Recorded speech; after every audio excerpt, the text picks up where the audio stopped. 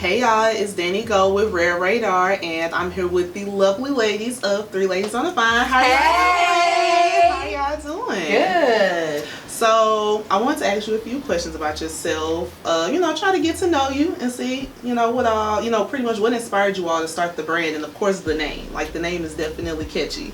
Well, yeah. So basically, all of us are friends. One of the other members is my sister. She lives in California. So we met organically through working and other friend events. And we met actually too doing a wine tasting, which was at people's house when people brought wine, and we met that way as well.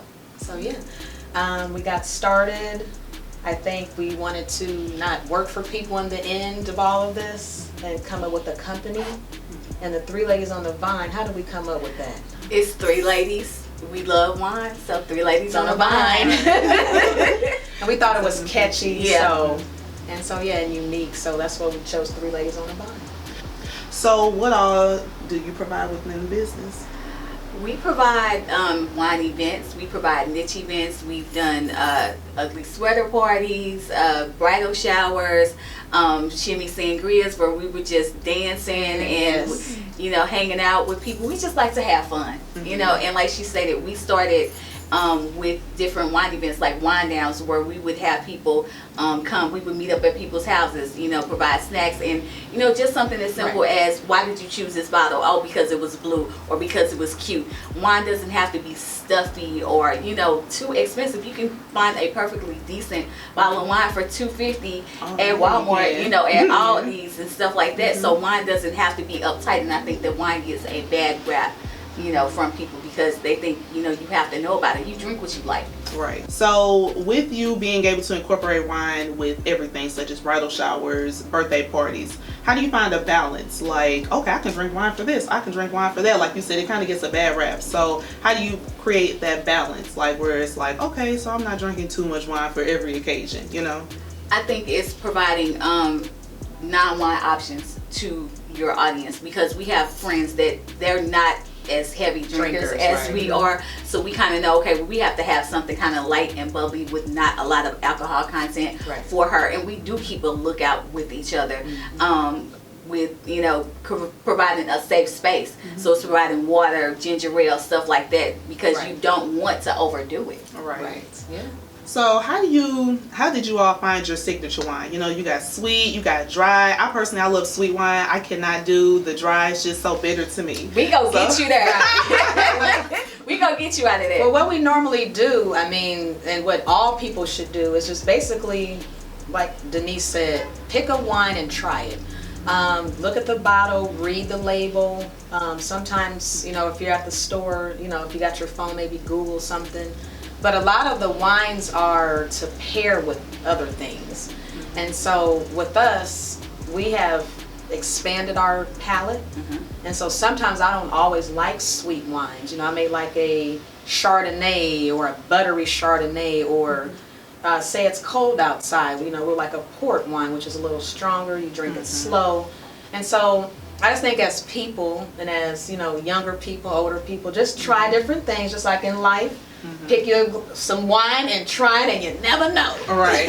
And I think also a good way to do that, to elaborate on that, is go to your different liquor stores. Total Wine, you can go on the weekends and taste wine for free. That way you don't have to necessarily commit to, because who wants to commit, whether it's $2, $5, $10 or what have you, and you don't like the wine. It's like, what are you going to do with it? Just go sit in the refrigerator. Exactly. Or you can call one of us and we will take it off your hands, okay? But go there, and it allows you to taste and expand your palate without committing to spending your own money. So that's how we started. When we started off at Randall's, we would go to the tastings, and they would be like, they would have the different wines, and it's taste what you like. And we did start off with the sweet, but like she said, our palate just expanded, and now it's like, okay, I want something smoky. Oh, this reminds me of barbecue. I could drink this with some barbecue, or I say go for it. Don't stick with the sweet. Really? Yes. I don't know. I just like a little sweetness to it. I Every don't know once in a why. while. Yeah. Every once in a while. Or mix it up. And we will have that a little bit later. Okay, okay, I'm gonna ask you all about that later. So you said you can have wine that, you know, there's dessert wine and then wine you can have with barbecue. What is that? I've never heard of that. So how do you distinguish the different like wine tastes by what you eat with it? Because I just think, well, I want wine, I'm gonna eat it with whatever I want to, you know. What I do, what I said earlier, I like to read the bottles like when I'm at the store. So when I go look for wine, I'm not rushing looking for some wine. It's a field trip. And it's kind of like a field trip, kind of figure out what my dinner's going to be. So if I'm going to have shrimp, you know, most of the times with shrimp items, you want to have a lighter wine because it's seafood. And with those meats, you want the heavier, the reds and stuff like that. Like a Cabernet. And really the sweet wines, the Moscatos, are more of a dessert wine where you eat with desserts. So it's really, we are learning more about wine. You know, we're not like experts, so that's why our vision of Three Ladies is just simple people just trying to learn about wine and just, you know, build our palates up. And so what I believe is just read the bottles. I like to try stuff and be spontaneous. But I kind of figure out what meal I'm going to make, what event I'm going to, and just go from there. So, yeah. Yeah, see, I'm picky, so Yeah. it's like I just stick to what I know. Right, but that's good too, to stick to what you know. But You know, whatever you makes kind you of want to happy. venture out a little bit too. It's like I always say, if it's sweet, I'll try it, but if it's dry, I don't know. It's like, you know, tasting like, you know how you accidentally like taste leather or something? It's just that weird taste. It's just Right. a really weird taste to me. Right. But I was going to ask you, ladies, so is there a way that you can patent a wine? Like, let's say, you know how somebody created like Moscato, you know, is there a way that you can patent a certain wine or patent a certain recipe? Well, yeah, so anything, if you have something different, you can patent.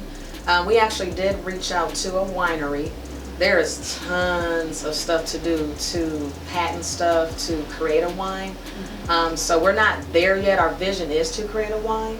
3 different types of styles of wines that we like. So it'll be a wine Denise likes, a one that I like, and a wine Naomi likes. So since she's in California, maybe those California grapes. But with the trying to patent, you know, you do have to pay, you have to get all your paperwork, maybe get an attorney, make sure it's good. Right. But you actually can patent a wine, the bottle, the writing, you know, everything. So, but it's a lot of work. And one of the examples, they want to know how many ounces you're going to be serving, you know, where are you getting your grapes from. So it's a lot of work to go into it. Owning a winery, that would be great. That was my next question. Would you all invest in one? Like, would you? I would. We Absolutely. need to get our money, you know. Yeah. If you get That's bigger. also, I feel like that is a dream to have, like Yeah. you say, our own wine and to invest And in a a winery. winery. Like I could drink wine like every single day. And it's something that's never gonna go away. Like, It's not. ever. It's People like love wine. perfect. People love wine. It's just the Right. perfect medium. It's not too heavy. It's not too light. Exactly. It's just depending on your intake. It's like it won't do the most crazy harm to you at all. Like it's I just agree. your tolerance and your intake. So where can people follow you at to, you know, find out more about your events and what all services and, you know, events that you provide? We are on Twitter, we are on Facebook, and we are on Instagram at 3 Ladies on a Vine. That's the number 3 Ladies on a Vine. And also check our website out, www.3ladiesonavine.com. We have an awesome website. We want people to go on there and subscribe. We have tons of stuff that we're trying to do, stuff we have done, and we just want you know, to start in our state here and grind it out and expand and just, you know, enjoy, you know, learn about the wine, having the events, and just basically trying to read some of our material, which we work very, very hard on. So Yeah, your website, I do like the layout. Thank It's you. a very good Thank you. layout. So make sure you all tune in the next segment. They'll be mixing up some drinks for us and talking about what's a great signature wine that we can be drinking for Valentine's Day. So stay tuned.